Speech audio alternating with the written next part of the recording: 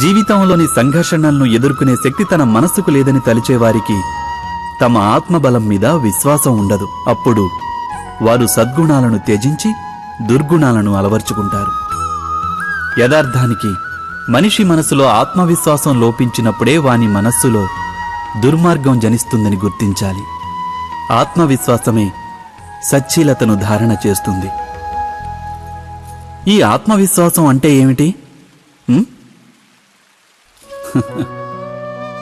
జీవితంలోని సంఘర్షణలు తమను నిర్వీర్యం చేస్తాయని నమ్మేవారు తమ ఆత్మవిశ్వాసాన్ని కోల్పోతారు. వారు సంఘర్షణలను అధిగమించడానికి మారుగా వాటిని వదిలించుకోవాలనే ప్రయత్నం చేస్తుంటారు.